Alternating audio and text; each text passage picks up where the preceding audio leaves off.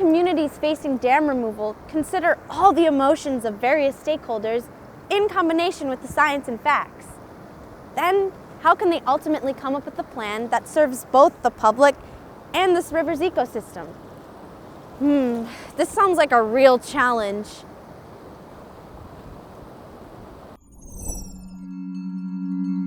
Critical questions. How to weigh emotions with science. What plan can serve the public and the ecosystem? What happens when you have so many stakeholders? Yeah, they all want something different. Is this on? Maybe you better shut it off for a second. And it'll just blow your mind as to how a committee could Totally ignoring the surveys that said, we the people want. Fishermen are going to lose because the kayaks are going to push. A little piece of paradise will slip through our fingers. We had no control. It's wrong in so many ways that it's... Most people think that a project that's removing 3 dams and modifying a 4th is a big physical project, but really it's a people project. But I think, what is the impact of what we do here to the other 2 dams? It was the 4th time in history since those dams were built that the community had a discussion on what should we do with the dams. So the community wasn't really ready to address an issue of this magnitude using the same process that we've always used to address these issues. It was absolutely critical for us to actively engage everybody and anybody that wanted to participate in this process. So instead of a top-down process where there's a decision maker at the top and sometimes input's taken from the bottom, we flipped it. So everybody that wanted to be involved, they could take an active role in not only the outcome, but forming and shaping the outcome. Forester, you have no idea what is being stolen through this organized group of people, not their fault. As you can probably imagine, there was a camp, a silo of folks that were adamantly opposed to doing anything regarding the dams. They wanted to keep them, they wanted to continue to operate hydropower. And most participated in public event that I've The river provides us hydroelectricity. The smart person says, use them to their fullest. Use them until you can't use them anymore.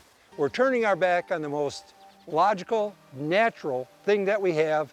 We're going to be beating ourselves for not having taken the time to study, should we have saved them, because it's going to be cost prohibitive to restore them. And we're going to have left ourselves with a limited source of energy. Keep in mind that the system of dams here were really low maintenance as by design originally. Single person that took care of them all. They're self-maintaining. You know, whether or not it was really cost effective to produce it is a function of numbers. We knew that there was a lot of passion. We knew that there were a lot of opinions out there, and we not only encouraged, we actively sought out diverse opinions. The Brown Bridge Advisory Committee was a committee that was formed by the city to advise the city manager on issues concerning the Brown Bridge Quiet Area. It was very obvious to me that anybody from the public who had anything to say that was opposed to the dam removal project were not treated the same way as people who were in favor of it. And so the whole thing was biased towards dam removal right from the very beginning. It just made me feel helpless. Made me feel helpless. We would send them certified letters. We would go to their homes and almost bug them, you know, say, and give them flyers, say, please come and give your thoughts and give your opinions. One of them was property owner issues and property owner rights, because that was a big question that a lot of folks had. If the dams are removed, what happens to my property rights? What happens to my property value? I've lived here for 26 years, knowing that it was a nature preserve when I bought it. The commission decided that they wanted to remove the dams, and we tried to save it because it's part of a nature preserve. It's been dedicated to the people. There were hundreds upon hundreds of questions that were never answered until like the last day, and then there was never any time for the people along the river, the homeowners, property owners, to rebut any of their conclusions to these questions. And that's the way it ended. They're going to remove them. We didn't have anything to say about it. And our little piece of paradise was slipped through our fingers. We had no control.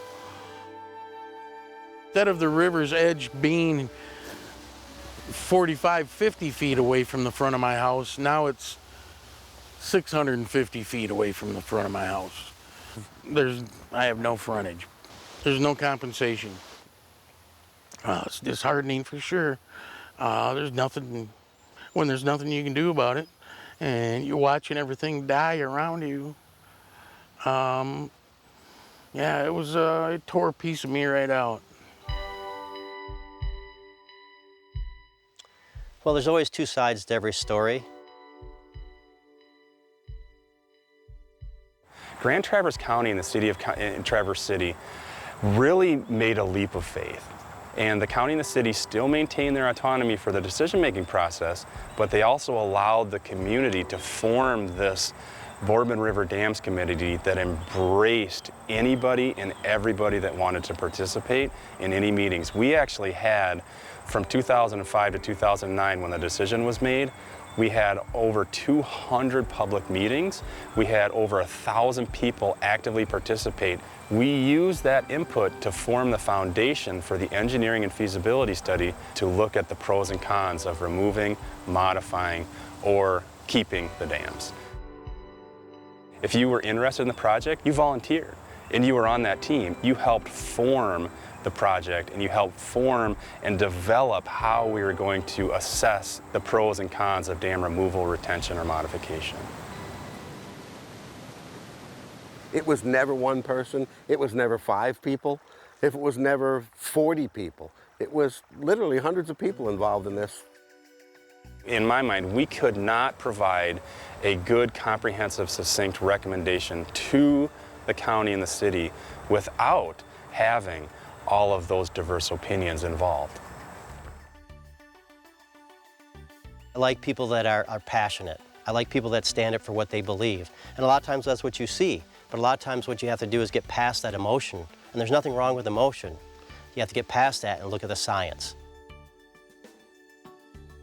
Over 5 years, those 80-some-odd options that we talked about were whittled down to 3 and then finally 1. The final recommendation was to remove the 3 upper dams and modify the lower dam.